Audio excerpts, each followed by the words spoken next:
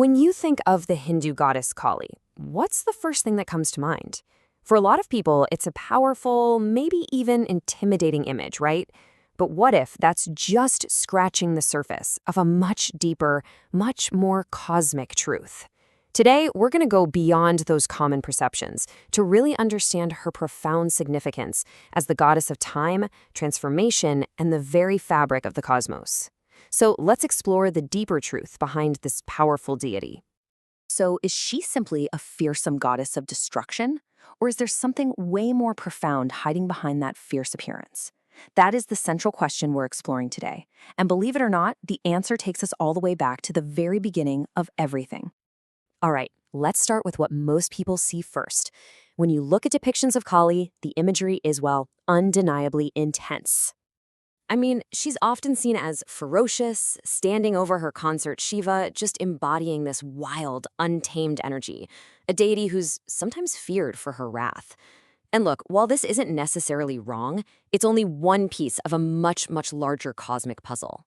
To truly understand her, we have to go way back. And by way back, I mean we need to rewind the cosmic clock to a state before existence itself, to a time before time. There's this ancient Vedic text, the Nasadiya Sukta, that describes this primordial state with a really powerful line. There was only darkness wrapped in darkness. But what does this darkness really mean? It's referring to the singularity. Now, this wasn't a place of evil. It was a state of pure, undifferentiated potential, something beyond our concepts of existence or non-existence, death or immortality. It's called darkness simply because it is totally unperceivable, completely beyond the reach of our minds. And it's from this primordial state that the very forces that shape our universe begin to emerge.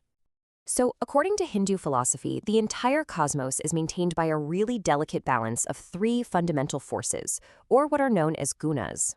So we've got sattva, which represents harmony and purity. Then there's rajas, the principle of action and passion. And finally, tamas, which embodies inertia and darkness. Now, it's really easy to look at this table and label tamas as the bad one, right? But that would be missing a crucial cosmic insight.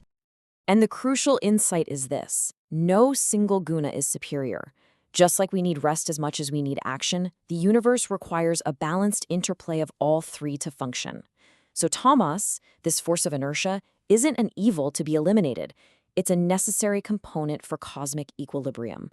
And this idea is the absolute foundation for understanding Kali. So how does this all connect back to Kali? Well, this is where her symbolism becomes incredibly clear and powerful. Her very name, Kali, comes from the Sanskrit root word kala, which means time. She is the personification of time itself, the ultimate, all-consuming force that nothing in the universe can escape. But her name also means Kala, which means black. And why black? Because her color represents that primordial darkness we just talked about, the unperceivable, incomprehensible singularity from which all of creation emerged. She is that state of pure potential. Think of it this way: the fair-skinned goddess Gauri and the dark-skinned goddess Kali aren't opposites. They are simply two different expressions of the exact same supreme cosmic energy, each representing a different aspect of reality. So what about her role as a destroyer? This is where we reframe our understanding.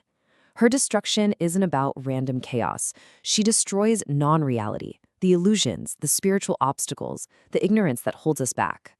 By clearing away what is false, she protects her devotees, and most importantly, she paves the way for new creation and growth to emerge.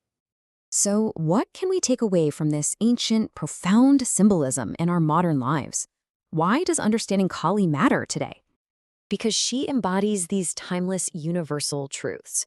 She reminds us that time is the ultimate power, and that constant change is necessary for any kind of growth. She shows us that fierceness isn't just aggression. It can be a protective force that restores balance. And perhaps most importantly, she teaches that the destruction of the old, whether it's old habits, old beliefs, or old systems, is an essential prerequisite for the new to be born. And that leaves us with a final thought to reflect on. If the fiercest destruction is actually a creative act, a clearing of the path for something new, then what in our own lives, in our own world, needs to be courageously transformed?